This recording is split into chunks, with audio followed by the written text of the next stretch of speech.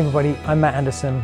I'm the founder of Be a Rising Star, and the topic today is the 6 must-do referral habits. Hope you enjoy it. Shortly after Elton John had a modicum of success with his first album, his manager said, we should take on the United States. I've got a promoter over there that has had success with other musicians, and we think we can do it. And Elton John was totally disagreed. He said, it's a terrible idea. Yes, my first album has some critical acclaim, but it hasn't sold that many copies. I think this is way too risky. And like most 19, 20-year-olds, was terrified that people would just make fun of him and laugh at him when he fell flat on his face and came over here. But this promoter insisted that he could make it happen. So he comes over to the US, and after he lands, discovers that he's going to be on this TV show and be interviewed. And then also finds out that Ray Charles is going to be one of the other guests on the show. And he's excited to meet him. And the way that the show was typically formatted is, the musician would be interviewed and then typically perform a song. So that's what he's expecting. And then right before he's about to go on camera, the producer of the show comes up to him and says, I've got this great idea. Why don't you and Ray do a duet?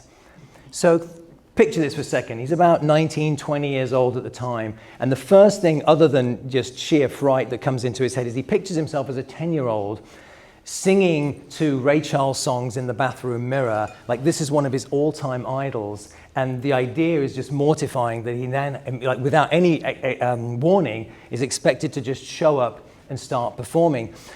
But that's what's interesting, is that within a matter of moments, he said to himself, even though he was just a young guy, he said, well, I'm a performer, so I better perform. And it saved his skin that day.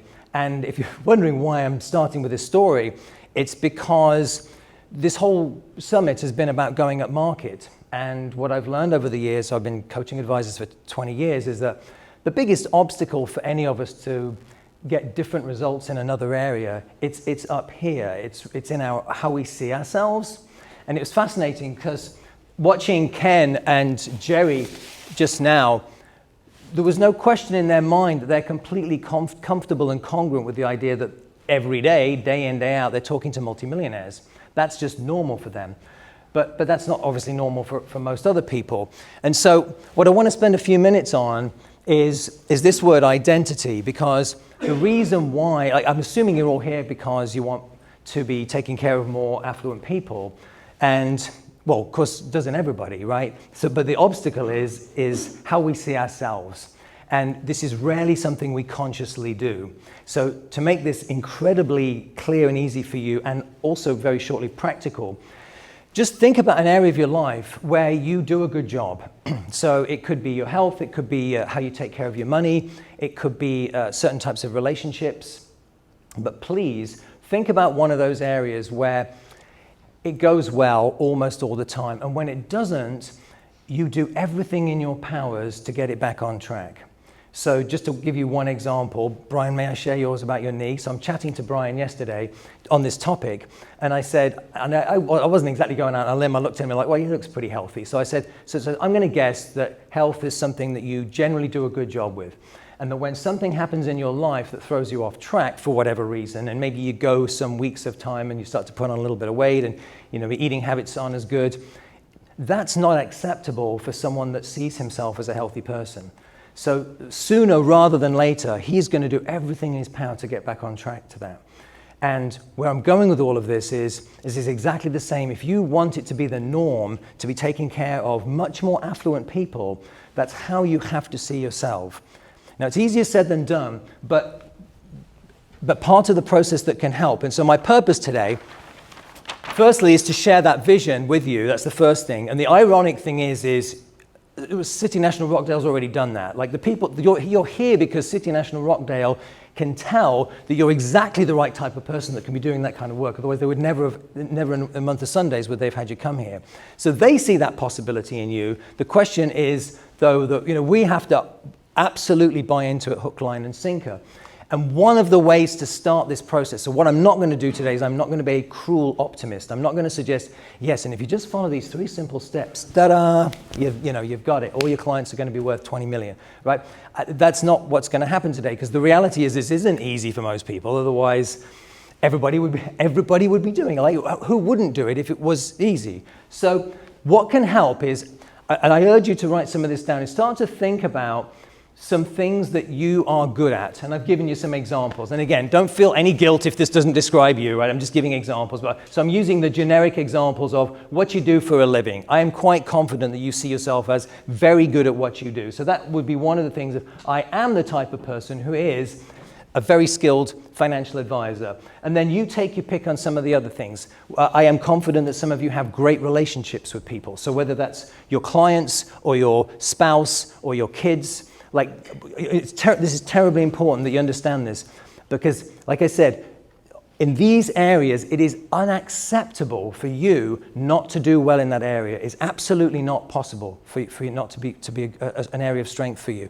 And where I'm going with all of this, of course, is to incorporate as number 3. So my suggestion first is jot down a couple of ones that fit you.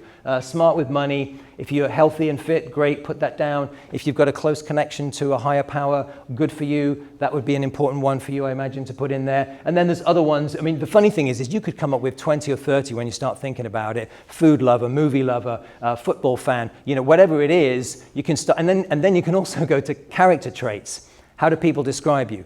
Kind, loving, caring, fun, intelligent, whatever. But my point is just come up with a couple and then leave a blank one at number 3 and then come up with a couple more. And so if you wouldn't mind just starting that process, it will help make this more useful for you.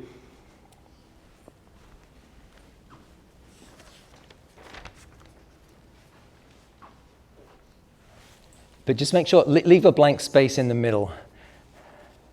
And honestly, you can work on this, for some time. But just pick at least 1 or 2 doozies for you, like absolutely solid areas in your life where no matter what, you're almost always going to be in good shape in that area because because that's who you are, and that's why you have to stay aligned with that. This is why, again, this identity topic is so jugular. And then for the third one, all I can do today is give you some ideas. It might take you a few weeks before you land on the exact best wording that puts it on the head for the identity that you need in order to be having consistent meetings with Ken and Jerry and Vern and so on and Matthew, the part of this process. So these are some. I wrote these down at the back while I was listening to Ken and Jerry. So the blank one, though, is something along the lines of, I am the type of person who is an advocate for ultra high net worth business owners and family members. That's who I am. Now, because your brain might be saying, I don't think so, or only 1 or 2 people, right? Again, understand this is a process, but you've got to start with the identity you want. And the reason why, by the way, we're burying it inside ones that are already hard and solid is it's to confuse your brain a little bit into starting to, because the goal is to start to increasingly believe that this is the type of person you are. And it's not easy. So I wrote down advocate, I wrote down, here's another one. So this is a quote from one of my business mentors. He says, people don't consistently do who they aren't. People don't consistently do who they aren't. Explains why New Year's resolutions are such a flop. Beginning of the year, of course, we all have these high goals for different areas, but typically by the 3rd week of January, you've got your parking spot back at the gym, and I'm just using that, well, and we know it's true, but whatever it is, it so quickly falls off because we cannot consistently do who we do not see ourselves to be. If you do not see yourself as a fit, healthy person, your brain is just not going to allow it. It's going to start talking you out of it. So my second suggestion was, I'm the type of person who consistently does what upmarket financial advisors do. Right? Again, you're going to have to buy into it. The wonderful thing about what you've seen so far today are numerous things that you can consistently do. And of course, one of the big, massive messages of today is bring in City National Rockdale, because we can make this process a heck of a lot easier. It's just that you've still got to find the people to begin with, for the most part. And that's why I'm covering the topic today. I also wrote down, I am the type of person who is an advisor to the ultra high net worth. Pick whatever language works. And these are just some examples. I do honestly think you're going to have to kind of play with the words yourself until it's like, yes, that really resonates with me. It might be a metric. It might be, you want to double the size of your business. And so it's like, I'm the type of advisor who runs this size of a practice. So pick something that sings to you. I can't obviously really, share that with you. And then in the next couple of minutes, I want to give you a few other ideas, because the logical thought process is for you to say, well, how am I going to do this? And so this is called Guilt's pyramid. I'm embarrassed to tell you, I can't remember his first name. Mr. Guilt, I'll call him. He came up with this, but basically he says, if you want amazing results, this is where it starts. It actually starts with our identity, with how you see yourself. You see yourself as a good mother, a good husband, a good financial advisor, a healthy person, a financially savvy person, right? Ray, I talked to Ray over breakfast. If you don't mind me sharing our story briefly. I mean, he's known he was financially savvy since the age of 9. It just blew me away with his story about how he got a job cleaning at his father's church, and he did it better than the grown-ups. So they started paying him, and then he started dividing his money into different envelopes for Christmas and for tithing and for presumably some for spending.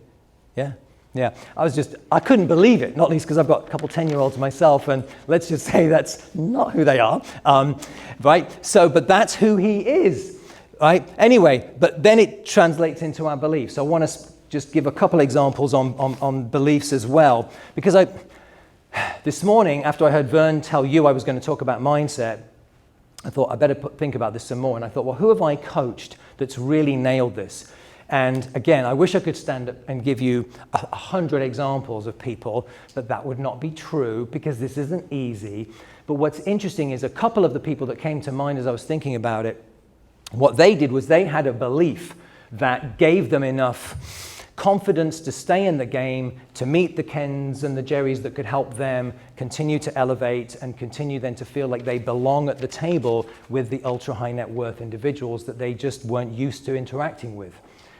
And their beliefs, interestingly, were mostly around, I've worked my backside off to get here, I've earned it. That was their attitude. So that was their belief. But it morphed into an identity of, I guess I deserve and expect to work with ultra high net worth people. They didn't do all of this consciously, but when I asked them about it, that was their response. They just said, well, I've worked really hard to get here, and I think I do a good job for people, and I'm a person of integrity. Again, this is all stuff that you already believe about yourself. They just took it that extra notch higher. So sometimes your belief can absolutely elevate you into how you see yourself as well. But those are the two that came to my mind. And then another funny thing about Ken was talking about the advocacy team of being with Rockdale is the support team. So very, very briefly, I'm going to share a few overarching different ways that help some people become superstars in their field. And I set this because as a reminder that I need to find the mouse or the clicker, which is, and then start to give you some other suggestions. But things that you'll hear in a traditional personal development workshop about how else do you work on your subconscious to influence it to get you to see yourself as a different person. Things you've heard athletes and performers talk about, and politicians sometimes, visualizing the type of person you want to be. Vision boards can be very helpful for those of you who are visually minded. That can, again, it can help start to influence your thinking more so that you can more move into that type of person. I know Arnold Schwarzenegger's always talked about affirmations. They don't work for most people, but if you say them with a lot of feeling, again, for a few people, they do work. So my point here is with what I want to share today, so sort of to provide you some toolkit things. Some of the ideas you won't like, that's fine, but you don't need all of them. You just need to start stacking the deck in your favor. I guess in this direction, you're going to want to start stacking the deck, because the way it works is, as I said, is when you believe, when you are that person already, let's just say again, you consider yourself a good parent or a good husband or wife, that's who you are, so you believe that you are, therefore, and so long as you've got the skills to do that, you take the actions necessary, and then you get the results that you get because of it. There's nothing surprising about this. It's like literally looking in the mirror, but it starts up here. And it's not an easy topic to cover, but it's good to start thinking about getting some exposure to these things. So having the right people around you influences you as well. I mean, again, if I was Ken and Jerry and I'm spending every day with millionaires and multimillionaires, at some point my imposter syndrome is going to go away, or I'm going to be out of a job. At some point you start to believe, well, I belong at this table. I know what I'm talking about. I'm a good person. I actually can be helpful. I remember one of the last things Jerry said was, he said, we are very confident, ... And I'm like, bingo. Their identity is solid. Like, they absolutely see themselves as in that shoes. It's just that if you're not quite there yet, this is the journey. And then what else I'd like to share today relates, I mean, traditionally towards referrals, I suppose, but ways to build, for you to source more of these opportunities, but then other ways to stack the deck in your favor. And let's see, where do I... So I'm going to skip, because I basically spent the last few minutes talking about the topic of mindset, the mindset that you're just trying to help people. But equally, it's the identity that I am perfectly capable of taking care of someone that's worth 5 million, 15 million, 45 million. Like that's the way it goes. And now I'm going to get very granular and practical. I hope this has been somewhat practical already in the sense of like ways to start to think about working on your head. But now I'm going to go to the opposite end and be incredibly practical about strategies to do that. And I just need to set my timer here so I remember to finish on time. So first one is, how many of you use written meeting agendas? Okay, many of you, and I'm not surprised, even though only about 20% of advisors in general will use written meeting agendas. I'm not surprised that, again, you're at an event like this, and many of you do. And where I'm going with this is putting something on an agenda that makes it easier for you to ask for what you want. That's one of the things I've learned. So I remember about 3 or 4 years ago, I did a program with Britain's largest wealth management firm. 89 advisors went through the program, and at the end of it, well, they went through a 12-week program, and the results were remarkable. And there was an 80% increase in asking. They brought in over 1,100 new clients and 145 million in assets, targeting, I would say, a lower middle class, maybe somewhat middle class audience. And when we surveyed them on the 6 habits that I'm talking about, so the first one was mindset, you know, have the identity you need. The second one is use agendas, written agendas. And then there's 4 more to come today. When we went through all 6, the feedback we got was 25 of them said the most helpful thing about the program was they started using written meeting agendas. I was kind of disappointed. I'm like, that's it? Like, of all the things we've talked about, something as dull and detail-oriented as an agenda. But the reason is it's a simple prompt to ask. It just makes it easier. But from our standpoint, and you've already all read what's on the screen, before I've had a chance to mention any of it, you can put on that agenda whatever you want. It's also your agenda. Yes, it's to serve the client, but it's your agenda too. And so therefore, if you want to get a conversation started about, well, do they have anyone in their family that is a baby boomer business owner thinking of selling in the next 5 years? I've never asked you. And I'm doing more work in that area. I'm focusing increasingly on taking care of business owners of that generation, because, I mean, again, you've heard 3 or 4 hours of content as to why that's so helpful. So literally, you can spell it out. I know Jerry also made a recommendation at the end of his session in Next Steps to think about centers of influence that you have, other attorneys and lawyers and whoever else you might know, investment bankers, mortgage brokers, real estate agents, whoever else you might know that has some access to that ultra high net worth market. Maybe that's an ask you can make of clients as well. And talk about it in terms of what I'd like to be collaborating better with some of these people. Who do you recommend for someone like this, or who do you use? You get the idea. And then the last one I'll mention before the third one, again, if your client is a business owner, then it's finding out what other business owners that person knows and knows well enough where that they would be comfortable making that introduction to you. So EO, just in case you're not familiar, Entrepreneurs Organization, Vistage, similar, not quite as high end typically, but again, organizations of business owners. I'm sure there's often different local ones as well in different communities, but that's another possible angle on it. And then otherwise, just as a practical tip, the best thing so other things to put on an agenda could include feedback. If you're not sure whether you've earned the right to ask for a referral, just get some open-ended feedback. Helping others, I bolded, because that could be the only thing on the agenda, just says helping others ? And the client will be, of course, curious, well, what do you mean by this? And you can say, well, I love helping other people. And then you start to get specific. And specifically, I've been helping a lot more people in this market. I mean, business owners is a bit easier because it's so specific. But again, that's the direction it's best to steer it towards in terms of what you want to ask for. So there's a lot you can do. It just makes it easier. And then how many of you email your agenda in advance? Yeah, so I'd highly recommend that as well. It will give people even more of a heads up. This is something I would like to ask you about. You can even put it in somewhat clunky English as well, if that if that appeals to you, it actually can come across sometimes as more authentic. In other words, in the email, rather than put it on the agenda necessarily, you might just put in the body of the email, looking forward to seeing you on Thursday. It occurred to me that I've never really asked you much about whether you know ... whether you know whether you know any executives that work at any of these big companies around here, or whether you have any family members. Again, use the business owner example. So you could literally put that there, but that way it's easier to bring up. Hopefully they've thought about it and read it. You've got nothing to lose by bringing it up. So I think that's why 25 of the 89 thought this was the most useful, because there's actually quite a lot you can bring up. Anyway, so that's habit 2. And then habit 3, I was talking to a past client of mine called Mark, and it was just before the pandemic started, and he was telling me about his best referral source. And he said, I met this lady. She was an associate partner at Orlando's largest trust and estate firm. And we probably met 2 or 3 times that first year. And then in the second year, she mentioned that her alumni group were having a breakfast.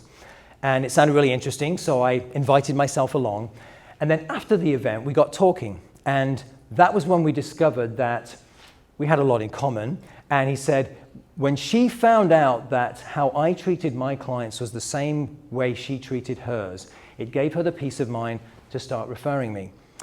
And since then, she's become a client, her brother is a client, her mother's a client, her now 18-year-old son was an intern in my office for 3 weeks, and she's probably referred me 10 plus other people that tallies over $100 million. And he said, and I don't even need to ask her for referrals. I just have to keep her educated. Or, I mean, you put a different way, because I just have to stay top of mind with her.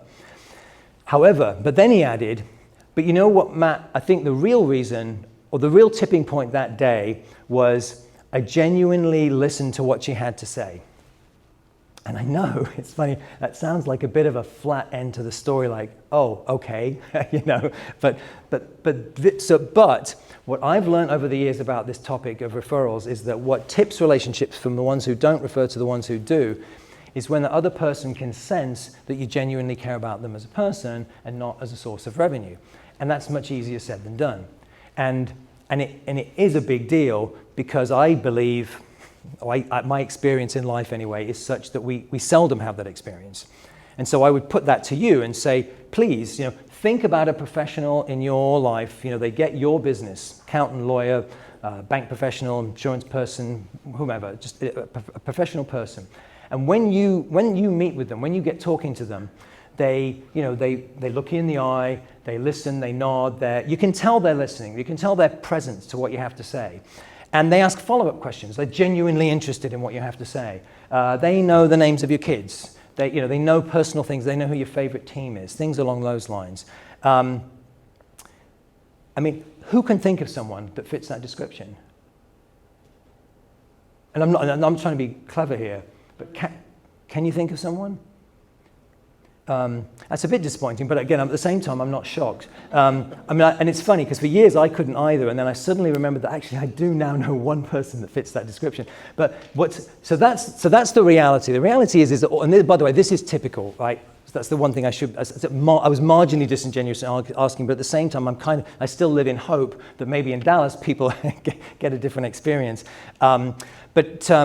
But what's fascinating is that when there was an enormous sales study done a few years ago, and it was published in a book called The Challenger Sale, and they found that 90% of people such as yourselves rate themselves as above average at building authentic business relationships. 90%. In other words, 90% of the people who get your business believe that they're above average at building authentic business connections. So in other words, we should be falling out of our chairs laughing at how ridiculous this is. It's like the studies that say 94% of Americans consider themselves safer than average drivers, right? Like stuff like that. In other words, our perception of ourselves is totally skewed. So what are the solutions? Well, the hard part is that there isn't a simple solution to this. And so, as briefly as I can, I'm going to give you 2 practical suggestions, and then the rest is all for you on the inside. Because it's something that the other person has to sense. rather like Jerry's wrap-up point about think about some of the top people in your network that could open those bigger and better doors to the ultra-high net worth people. How can you get that, I'll use the word leverage, I suppose, but how can you get that influence or impact on someone? Well, only you can come up with that answer. And so the practical suggestions are, sure, maybe, okay, what I've done with a couple clients, in fact, one of them actually is a Dallas advisor, what's his most impactful habit for the last 12 months, he's had two, okay? One of them was 5 specific asks a week, actually 3 specific asks a week, and I'll get to that shortly, but I'm sharing it now just on the bad chance I forget to mention that, because that's where the money is in the asking. But it's also in this too. But his other one was he just came up with a list of his top 15 to 20 people in his network, people that had the biggest influence, that liked him, or that he wanted to build better relationships with because they had the capacity to open bigger and better doors. And my practical suggestions are, first, create a list like that, and then second, just try to reach out or, like touch, connect, whatever, text, be useful, or demonstrate that you care about that person. Like try to do like an average 1 a day. So nothing crazy, but the answer as to what you do, only your brain, your heart, your gut feeling, like those are the things that are gonna shift that relationship. I can't give you, there's no list for those things, right? It's actually, the best thing to do is to go walk the dog, or before you get in the car for a drive, say, okay, I'm gonna spend the next 10 minutes doing my best to just mull over how can I have a bigger impact on this person, because wow, it would be fabulous if I did. I know she knows lots of people, and I just want to build that relationship. So I hope you understand. Like in other words, where you kind of come up with those ideas that just seem to pop into your head, why don't you text so-and-so? And you're like, okay, I guess that's not a bad idea. And all of a sudden, the timing's perfect. It's that kind. So again, I can get almost spiritual on this, but I'm not Wayne Dyer, so I'm not going to shave my head and take my shoes and socks off. But my point is it's honestly, most of us, not most, some of us would be better off tuning into our hearts on this one rather than our heads to come up with an answer to how can I most impact this relationship. And I really mean that, actually, from my heart to yours. We don't listen to this enough. We're too much in our own heads too often, and it's too full, right? It's not always the wisest source for us to be tuning in, not when it comes to the relationships. And the funny thing is, as I'm saying this stuff, and you know this stuff, right? You know this better than I do, because you've had great success building relationship-based businesses. So this isn't a rational thing. I hope you understand what I'm saying. It's kind of gray on how you tip the relationship, but the bottom line is the fact that none of you raised your hands, and it's something you can sense about the people that really care about you.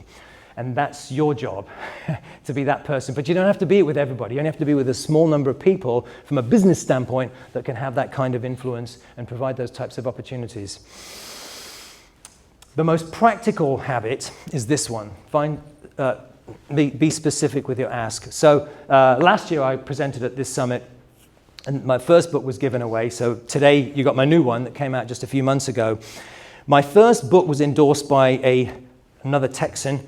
Actually, he's the guy that introduced me to Vern a long time ago. But I'm sharing this testimonial because it tells you, well, it makes the point about how to get more introductions. Before I read Matt's book and started his referral coaching, I was asking by saying, I build my business by referral. Do you know of anyone I could help? I would often get let me think about that. I also would get referrals that never materialized into meetings. With Matt's help, I have a method to get consistent referrals, and I'm helping more new clients than ever before. In the past 5 months, I've generated over 40 new referrals, brought in 10 new clients, and have in excess of $100 million in my newly built pipeline. Matt is the last guy I would refer to my competition. But the reason I'm sharing this story is Steve did not have an identity challenge with feeling like he could play at any level.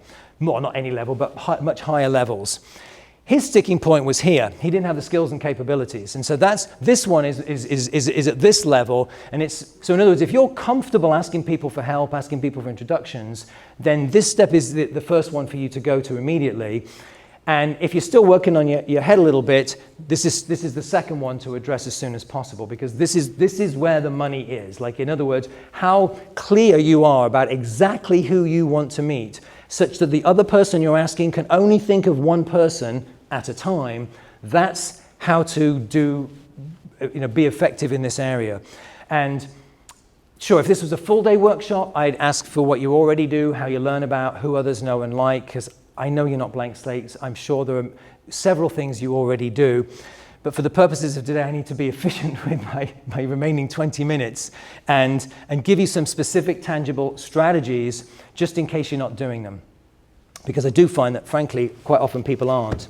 So the first strategy, I just call it listening differently. And let me give you an example. On Monday night, I've got some clients, this British firm who also have offices in Asia. I'm looking for a pen. Silly me. I thought I had one in my pocket, may I?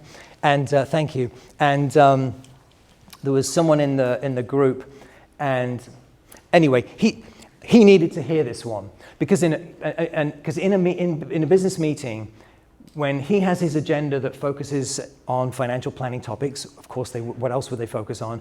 His brain is completely locked onto that topic.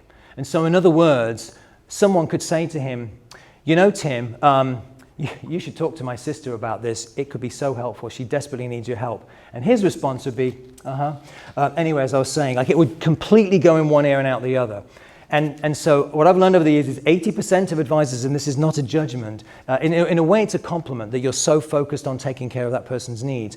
But 80% of advisors, though, they're missing the names that come up, the opportunities that come up. When a name gets mentioned, the other 20%, they hear about Tim and they're like, Tim, okay, and they write it down like, okay, I'm bringing up Tim's name as soon as I feel like I've earned the right to ask. So my practical suggestion on this is, I came up with an incredibly creative name. Oh, the pen doesn't work. Hang on a second. Here we go. You'll be blown away with this. I'm joking. It's just put a box in the top right-hand corner of your notes as a visual reminder that when a name comes up, put the name in the box. I mean, and it is as simple as that, but it's a visual cue, so it will keep reminding you, oh, that box is empty. And at first, it also helps prime us to start to listen to those details, listen to the chit-chat as you're walking into your office or you're standing in line to get the coffee, which, again, some people kind of dismiss as kind of irrelevant. It's like, well, let's, until we get down to business. But again, some of you can't believe I'm talking about this because you've been doing this for 30 years and you're like, Matt, this is the most obvious thing I've ever, I've always done this. But amazingly, most people don't. So that's the first solution is jot down names when you hear them. Because it's surprising how often people do talk about others that they know and like who sound like good prospects. We're just not really focused on that, and so it doesn't, we don't hear it.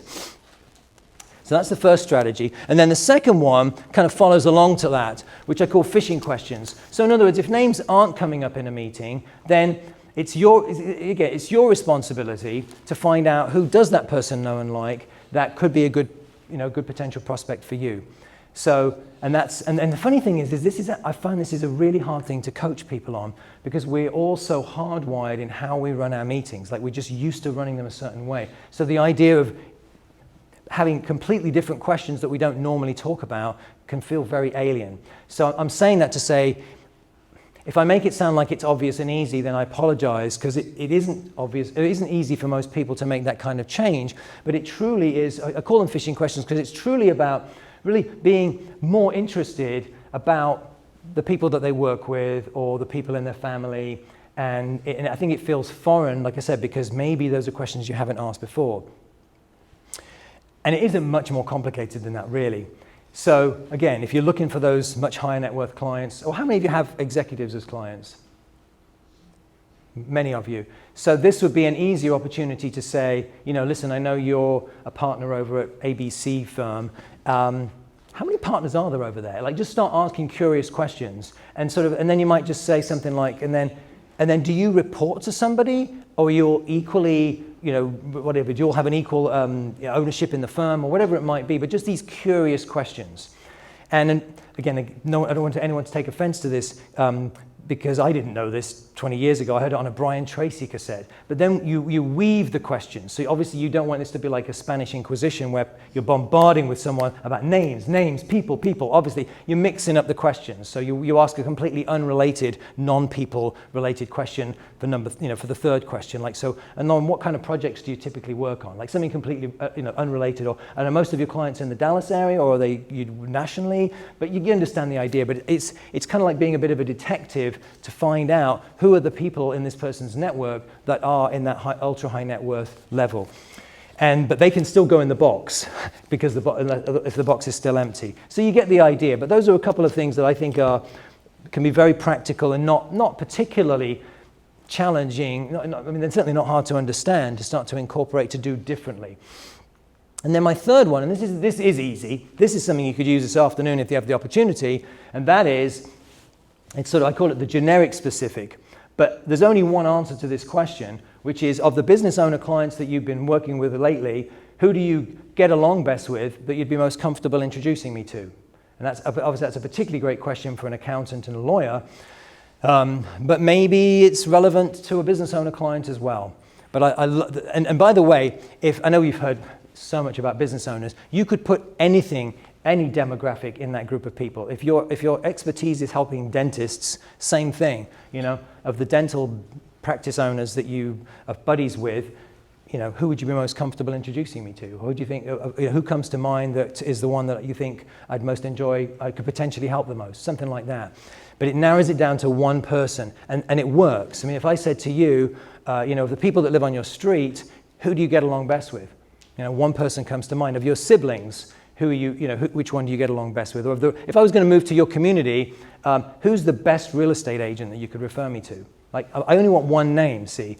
And that way, and your brain automatically goes like this. So the art of the specific ask is, ask it in a way where there's only one possible, maybe two, but not more than that, not least because most people are too busy and they're not going to refer you to 5-10 people. That only happens in the articles you read in the industry journals about, or you used to anyway, 20 years ago, like this person got 40 referrals, straight out the telephone directory, whatever. Anyway, so this is extremely helpful. And then my last comment on this habit is tracking. And I'm happy to email you the tracker that I use, the tracker that I insist my clients use, because I feel like I can't coach them without knowing who are you asking, what are you asking for, and let's talk about where these things are going. And it's a nice way to measure the revenue that happens as well. What happens, even if it takes 6 months. So I'm happy to share that tracker. My email, of course, isn't on the materials. Oh, surely it is. Well, anyway, it's Matt@BreakthroughBound. But right, so there's handouts, a couple handouts and a feedback form in that blue folder of yours. But it's Matt@BreakthroughBound is my email. Or just ask me afterwards. Okay, 2 more habits. So December of 21, one of my clients, Sophia, was meeting with an M&A attorney, and she asked him the question that I just showed you. Of the business owner clients that you're working with at the moment, who do you get along best with that you would be comfortable introducing me to? And he said, I'm working with a client right now. He owns an underground fiber company that's selling to a private equity firm. Yeah, sure, I can put the two of you together. But Sophia had been an advisor by then for at least, 15 to 20 years. She's worked with enough attorneys, and she knows that just because that person says they're going to follow through and make the referral, that often they don't, for whatever reason. That's a different topic for a different day. So what she did was she sent this attorney an email saying, would you please copy the content of this email and forward it on to this business owner? And the email basically said, I've known Sophia for 4 years. I trust her and her company. She focuses on helping business owners. Would you like to meet her? I mean, it was pretty short and sweet. And by the way, I think that wording is in that handout. But again, short and sweet. I know her, I trust her.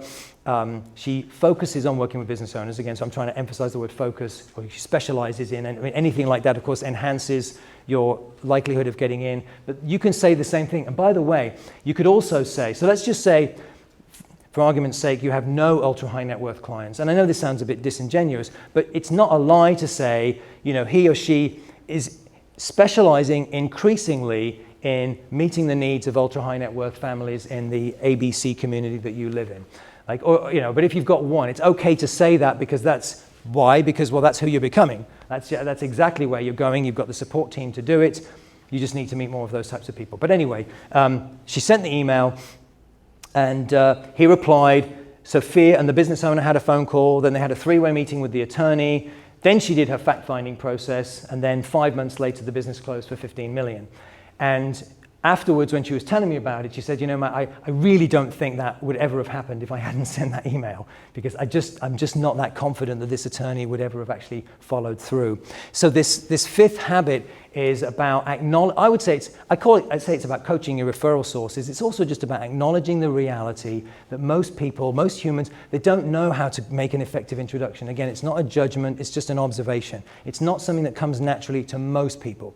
I know you all have a few people in your network that are naturals, and you love them to death, and you wish the other 95% of your clients were the same way. So there are some people that are fabulous at it, but it's a tiny minority, right? So your job is to make them more effective. And so what I say to you, is again, if your advocates, if the people that like you a lot, even on that top 20 list, they don't really know how to introduce you very well. You wouldn't, if that were your sports team, you wouldn't send them out onto the field and say, hey, good luck, guys. I'm going to go off and get a cup of coffee now. You'd coach them, you'd help them, you'd give them some direction. And so that's essentially what I'm saying here with some kind of wording.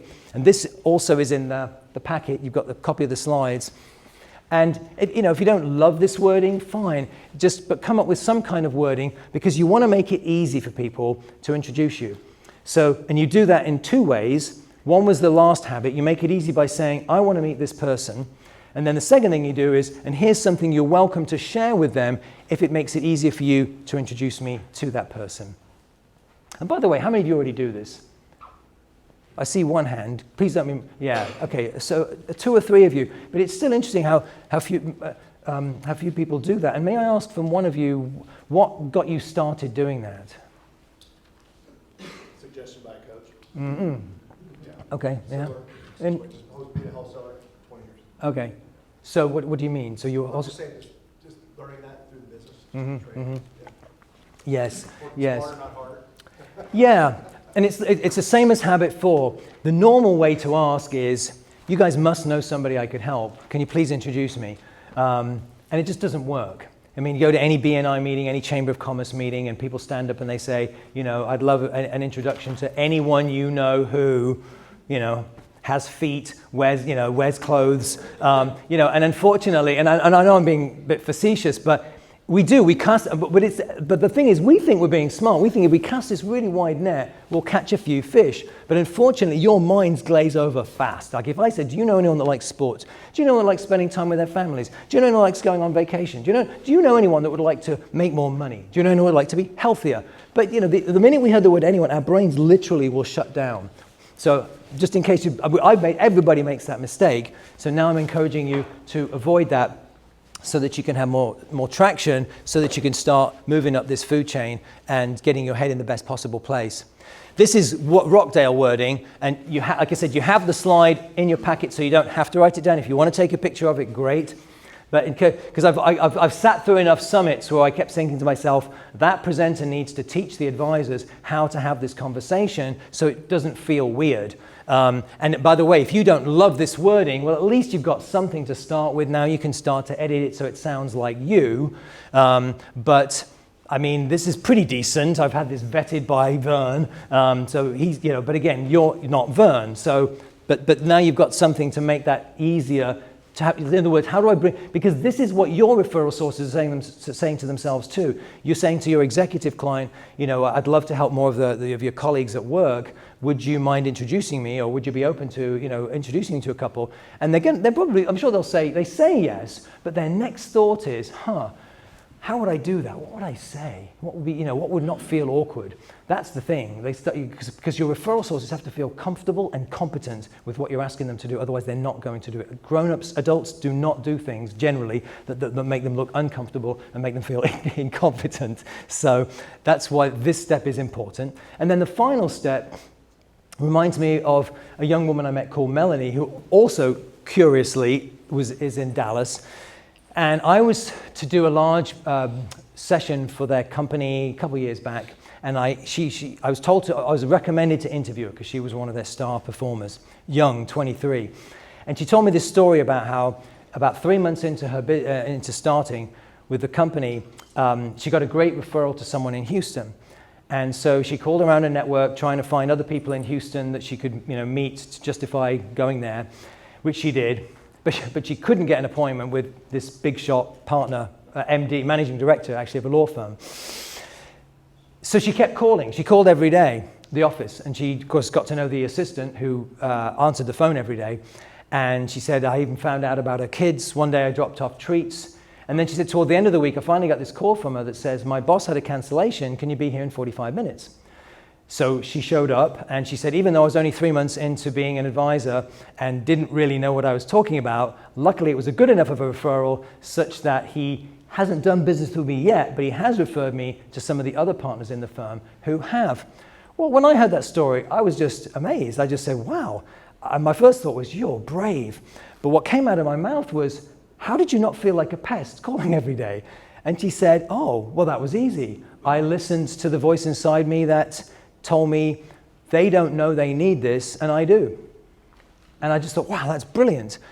So I share that story on purpose because the final habit, it's twofold. One, it's logistical. So it's, yes, it's the organizational tools that when names get mentioned or you get those referrals, of course, you have a decent follow-up system so you don't drop the ball and forget all about when you're supposed to follow up. Like, that's pretty common sense. And the funny, slightly embarrassing thing is, that's what I wrote about in this book. I never once talked about the other part, but then as I coached on it more, as the years went by, I noticed that actually the biggest obstacle the advisors I was talking to had was feeling like a pest. Like, they've had the referral, and of course, as we know, in the real world, people typically don't do exactly what they say they're going to do in terms of following up. And now you're following up again, and you're calling, and they're not calling you back, and all the rest of it. Right? You've lived in this world a long time, so I know it's kind of painful, but you're used to it. Luckily, right, you build a thicker skin, otherwise you wouldn't be in this room, because if you can't handle that, right, you could never survive. But nonetheless, it's still something that rings in our heads. And so my best suggestion is literally crafted as a habit, and really all you need to pay attention to are the first 2 words of each sentence, because it's after I worry about feeling like a pest, that's the current habit, I will then remind myself that I can bring a lot of value. But the point to this example is it's catching that unempowering thought and rerouting it as fast as possible. And this is a crafting a habit way to do it. I learned this from Stanford Professor B.J. Fogg. I got to study with him for a few months and certify with his 20 years of research on how to craft a habit. Because what I learned from this work was the big obstacle wasn't that I couldn't do sessions like this and I didn't already have this process that works. The problem was that only about 15% of the people that came to sessions like this or that I coached would actually do it long enough to get the results.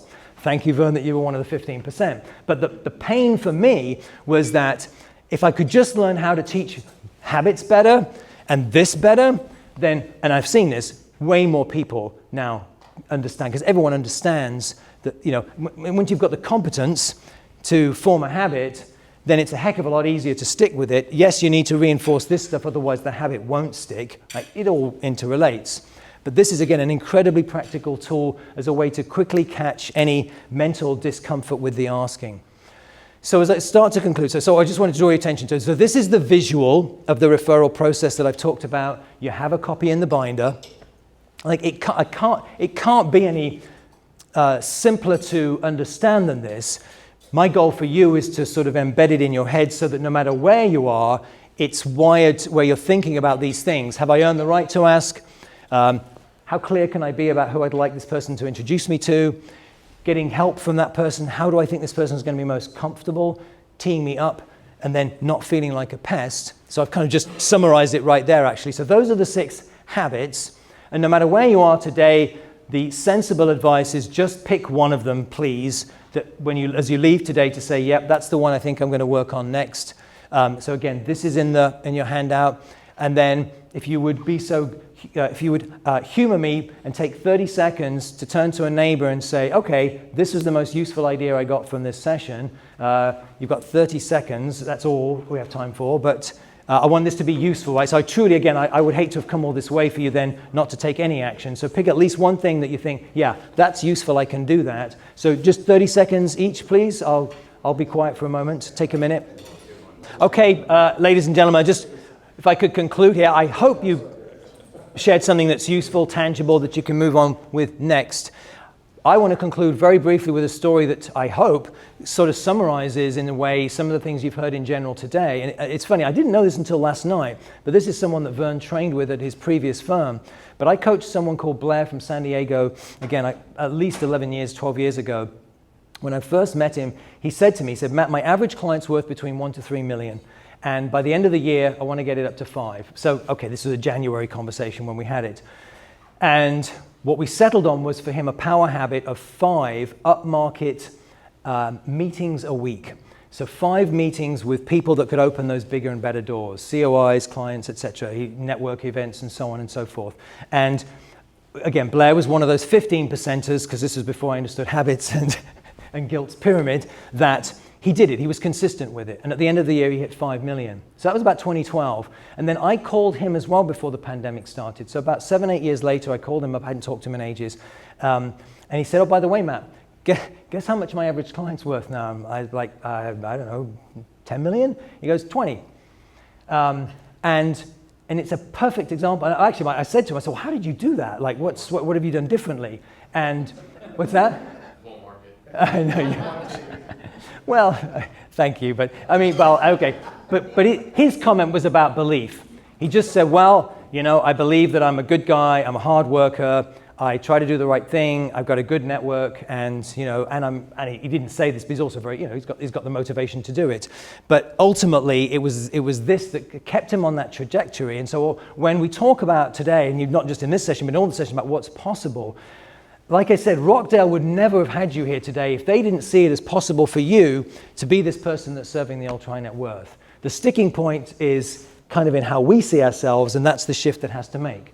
And hopefully, you know, as you start to stack the deck with all the suggestions that you've had from all the presenters today, that's the thing to do. Again, it's not one, there isn't one thing you're gonna have to do that's gonna work. Stack the deck more and more with these different layers.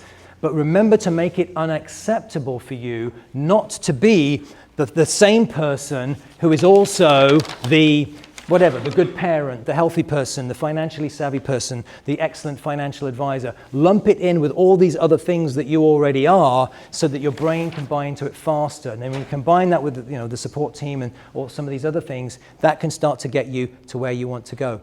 My last thing for you is an invitation. I have an online app community, so you're welcome to QR code it there, or you can ask me to send you the link if you don't have a chance to do that on the feedback form. Because again, speaking of support teams, speaking of staying consistent with power habits, it's not easy. We could all use all the help we can get, and that's something I created because that's what I need, that helps me, and it's one more tool in the toolkit that keeps your brain shifting in that trajectory. So you're welcome to come if it sounds remotely useful, and otherwise, I know you're in fantastic hands with everybody else that's here. And by the way, the slide of this is in the package, otherwise I must finish here and say goodbye and say thank you to Vern and Matthew and April and everybody else at the Rockdale team, and I'll turn it back to Vern. Thank you.